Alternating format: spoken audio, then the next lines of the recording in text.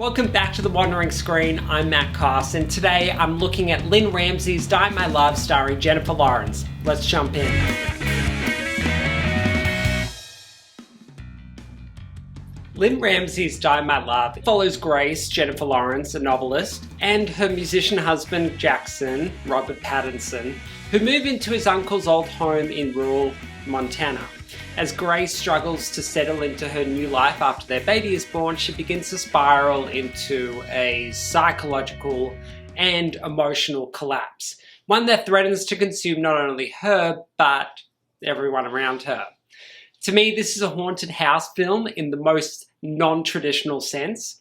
Throughout the film, we hear stories about Jackson's uncle who died in the same house, and when Grace and Jackson move in, the film moves fluidly through time, showing us different moments from their arrival and how the house itself seems to trap Grace in a cycle of despair.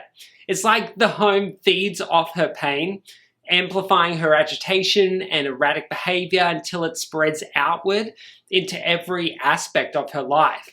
And that's what I love about this almost 2-hour character study. Lynne Ramsay's film feels like a fever dream, warping time and sanity. The film is brilliantly unstable, like we're always tipping towards something horrific, but instead of traditional scares, we get the slow, unrelenting rhythm of postpartum depression as it quietly takes hold. On the see it on the big screen or stream it scale, this is an art house film that will completely enthrall anyone who loves a challenging, artistic, and powerfully grounded story. The craft is extraordinary, from Ramsay's direction to Seamus McGarvey's breathtaking cinematography. Every frame feels tactile, filled with the smell of wet grass and beer, the ache of warm, sleepless nights, and the unbearable and intoxicating stillness of rural isolation. One of my favorite moments comes when Grace attends a party. Surrounded by smiling families that represent everything she's trying and failing to be, she confides in another mother that she feels stuck between wanting to do something and doing nothing at all. It's such a simple line, but it captures the entire essence of her character, the paralysis of wanting more and not knowing how to get it. The film is based on the novel by Ariana Harwicz with a screenplay by Ed Walsh, Lynne Ramsay, and Alice Birch, and together they focus intently on Grace as she cares for a newborn, and her insatiable hunger for desire and connection constantly collide with the monotony of domestic life. As Jackson grows increasingly helpless, watching Grace spiral, and his mum Pam, Sissy Spacek, begins to notice Grace's unraveling, the community around them can only watch. No one knows how to help her, and that helplessness becomes the film's heartbeat. Ramsay doesn't shy away from the darkness, but she never strips Grace of her humanity either.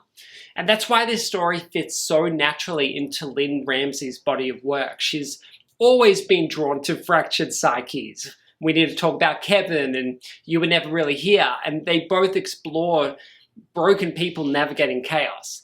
Die My Love takes that obsession and focuses it through a very intimate lens. The film moves in fragments, weaving together moments that feel more like memories than scenes. We see Grace at the start of her pregnancy, arriving with Jackson at his uncle's crumbling house. We see her later detached and restless, dangling forward in a chair like her body's about to give out. And when the baby arrives, Jackson's solution is to get a dog to keep her company, which quickly becomes another responsibility that falls entirely on her. But even when she's careless, like when she plays with a knife in the field and leaves it beside the baby, we never doubt her love. It's that complexity that makes Lawrence's performance so gutting. Grace is fully aware that she's unraveling, which makes her descent even more tragic. Pam shares that she too suffered from postpartum depression, but for Grace, it's something darker, something feral, and Lawrence is astonishing in how she embodies this slow disintegration. There's a moment where Grace is alone in the house towing a laundry basket across the floor, and she pulls clothes out and one by one then kicks them around absentmindedly, and it's so small, almost meaningless act, but it says everything. She's thinking but having no thought. She's present but completely gone. And that's Ramsay's gift, taking the smallest physical actions and turning them into devastating emotional beats. The editing by Tony Froschhammer is really amazing and really deserves some recognition this award season. The film's fractured structure gives us a sense of Grace's deteriorating mind, and there's pauses that hang just a little too long and cuts that arrive too soon. The pacing becomes the texture of her depression. It's like the film itself is trying to claw its way out of her head.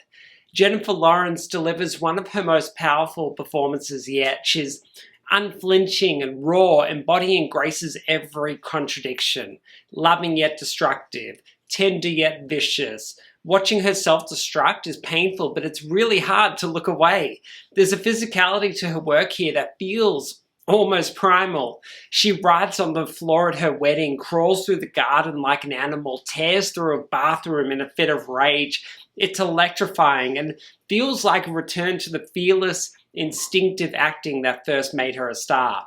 Robert Pattinson is equally compelling as Jackson, and Sissy Spacek brings a stoic strength to Pam, the only one who actually recognizes the danger before it's too late. Lynne Ramsay has created a film that's both horrifying and heartbreakingly human.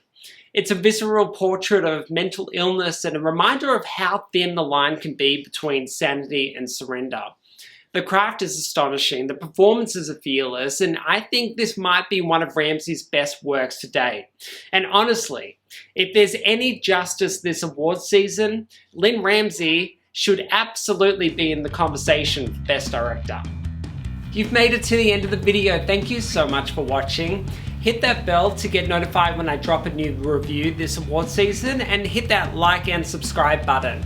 Let me know in the comments section your favorite Jennifer Lawrence performance. I gotta say, mine is American Hustle. See you next time.